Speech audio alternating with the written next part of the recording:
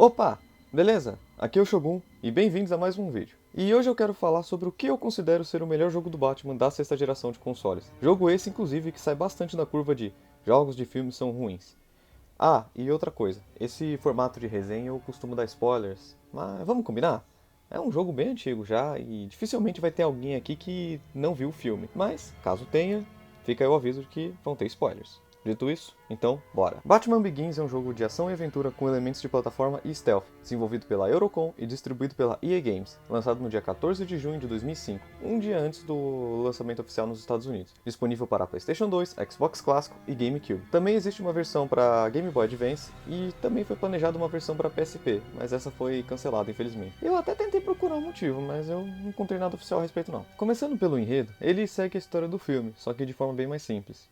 A história é o seguinte: depois de passar muitos anos da sua vida se culpando pela morte de seus pais, Bruce Wayne desiste de tudo para viajar o mundo buscando entender o que é o medo e o crime em sua mais pura forma. Depois de vivenciá-los por si próprio, ele se vê em uma prisão localizada no Butão, país esse que fica ao sul da Ásia, no extremo leste dos Himalaias. Ele faz fronteira com a China e com a Índia. Enfim.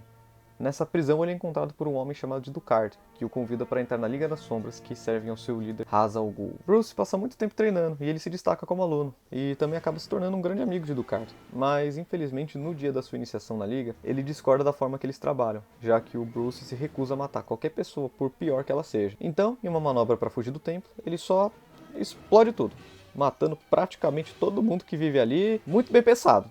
Realmente, plano excepcional e nada questionável. Mas ele salvou o amigo dele, até então amigo no caso, né? Então tá tudo certo. Matou uma galera, destruiu a casa dele junto de brinde, só pra não executar o cara que eles queriam que ele executasse. Que provavelmente morreu na explosão também, mas ele salvou o amigo. Então a consciência tá suave. Limpíssima. Enfim, depois de todo esse incidente, o Bruce ele volta pra Gotham e agora ele tá decidido a salvar a cidade, que ela tá completamente tomada pelo crime organizado. E como ele vai fazer isso? Ué, tem algum jeito melhor de fazer isso? Se vestindo de morcego pra bater em bandido à noite, ué. Mas nesse caso ele mesmo diz que ele vai fazer isso como Batman pra inspirar as pessoas a fazerem a cidade melhor por si mesma. Então um símbolo seria a melhor forma de fazer isso. E não como homem. Olha, a história do Batman Begins, de toda a trilogia no geral, ela é bem mais profunda do que parece, mas para abordar isso de forma mais completa, eu precisaria de um vídeo específico falando da trilogia do Nolan. Mas aqui eu vou focar apenas no jogo, beleza? O jogo já começa com o Bruce sendo Batman em uma invasão ao Arkham. Nesse início a gente já pode ver como o jogo é bonito. Pra ser sincero, eu acho os gráficos dele muito bem detalhados até hoje, com expressões faciais muito bem definidas. No momento em que o Batman joga o paciente do Arkham, no cômodo em que os capangas do Dr. Crane estão jogando gasolina, é possível ver claramente o medo na cara deles. E até as expressões do Batman com a máscara são muito boas. O ódio no rosto dele é perceptível quando ele olha para os capangas. O cenário do jogo também são muito bem detalhados e muito bonitos de se olhar. Claro, tudo dentro das limitações dos consoles da época. Nesse primeiro momento a gente já é apresentado o combate do jogo. E assim, é um combate ok. Ele não é ruim, ele só é estranho. Os sons parecem mais de tapas do que de socos, fica tudo muito leve. E fora que as animações também são muito esquisitas, dando destaque para os chutes que parecem que foram feitos por uma IA em vez de ser um mocap. São realmente muito feios. Isso se aplica à movimentação fora do combate também, tá? Mas você acaba se acostumando. Esse incômodo é só nessa primeira fase mesmo, mas depois disso você meio que não se importa mais. O combate do jogo também possui um sistema de medo, que quanto mais inimigos você vence, mais medo eles vão ficando, e mais a luta vai ficando fácil, até o Batman poder finalizar os caras que já estão completamente tomados pelo medo.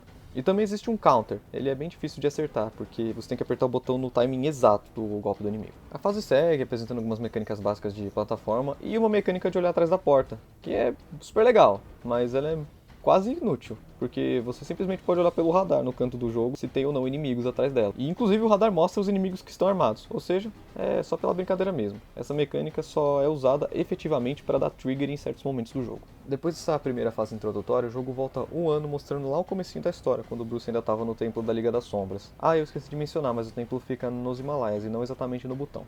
Enfim, então a gente vai jogar desde o treinamento do Bruce até o momento em que o jogo começa lá no Arkham, que é um momento bem avançado por sinal. Esse momento da Liga das Sombras é o verdadeiro tutorial do jogo, onde a gente vai aprender o stealth, os acessórios do Batman, as mecânicas de plataforma um pouquinho mais avançadas, além de apresentar o sistema de interrogatório do jogo. E ele vai seguindo assim, só aumentando a dificuldade, e os acessórios disponíveis para serem usados ou em momentos específicos para puzzles, ou em combate mesmo, para aumentar o medo dos inimigos. Dando destaque às fases que a gente se infiltra no Covil de Carmine Falcone, que é uma das fases mais legais e bonitas do jogo, na minha opinião. A fase completa do Arkham, essa dá até uma sensação de Arkham Asylum versão PlayStation 2. E pra fase da Mansão Wayne, que é quando o Bruce descobre que o Ducard era o Ra's al Ghul e o plano de se infiltrar em Gotham para destruir a cidade por dentro. Essas são as fases que particularmente eu mais gosto, mas o jogo tem muitos momentos bacanas. Também tem as fases com Batmóvel que eu amava quando era criança, mas hoje em dia não é muito legal não.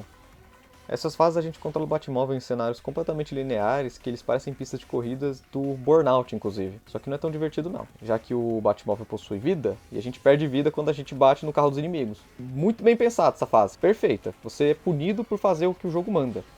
Lindo. E por último, que vale mencionar do gameplay, são as Boss Battle, que são horríveis. São simplesmente lutas contra um inimigo comum, mas em vez de estar lá escrito Capanga 4, é o Ra's al Ghul ou o Dr. Crane. É bem broxante, na real. Na fase final contra o Ra's, no monotrilho de Gotham, chega a ser até tedioso. Uma coisa bem legal desse jogo é que ele possui bastante conteúdo extra. Desde vídeos de making of, que são super interessantes de assistir, inclusive, skins extras pro Batman, a gente pode jogar as fases do Batmóvel separadamente, a hora que a gente quiser. Eu não faço ideia porque alguém queria fazer isso, mas pode. E até uma Galeria do Medo, que a gente entra num cenário do Arkham e cada cela é um inimigo que a gente derrotou com o tempo. Claro que você não vai encontrar cada capanga que se enfrentou lá, é só um exemplar do capanga, dos chefes e até de inimigos um pouco mais importantes. E é bem legal, porque cada um deles tem uma descrição. E por fim, eu quero comentar sobre a trilha sonora do jogo. Ela não é a mesma dos filmes, obviamente, mas ela é muito boa, ela é incrível, essa trilha sonora do mesmo jeito. Ela combina perfeitamente com o personagem, ela é bem dramática e orquestrada em sua maior parte. Ela é exatamente a sensação que o personagem passa. Claro, essa trilha nem se compara com a composta pelo Hans Zimmer e James Newton Howard, mas mesmo assim ela é excelente. Olha, eu particularmente acho esse o melhor jogo do Batman até o lançamento do Arkham Asylum, obviamente, na geração seguinte, principalmente comparado aos fiascos do PlayStation 1. Ele tinha umas mecânicas de stealth muito competentes e usar os dispositivos do Batman era muito divertido. Uma coisa que eu preciso falar é que o jogo ele te engana fazendo você pensar de forma que ele quer que você pense. Ou seja, as fases só tem uma maneira de passar, mas ele faz você pensar nisso de forma natural, como se você tivesse planejado tal ato. Isso não é indicado exatamente através de dicas ou tutoriais. Existe um indicadorzinho lá no mapa, mas é só o que é interagível e nem sempre esse interagível ele é o jeito certo de passar. Mas o que acontece é que o level design te leva a pensar dessa forma. Você simplesmente ronda a área, você olha e fala, é esse jeito que eu vou passar. É tudo bem natural, você não se sente preso. Eu gosto bastante disso porque poucos jogos têm um level design tão competente desse jeito. Cara, as mecânicas desse jogo funcionam tão bem que se o Arkham Asylum fosse lançado para a sexta geração também, ele com certeza ia seguir os moldes desse jogo. Dá até para imaginar isso muito bem na fase do Arkham Asylum. Na minha opinião, esse jogo sobreviveu até que bem pela passagem do tempo, sendo bem divertido de jogar até os dias de hoje. Bem, essa foi a minha resenha de Batman Begins para o PlayStation 2. Eu espero que tenham gostado. Sem mais nada a dizer, eu sou o Shogun e até mais.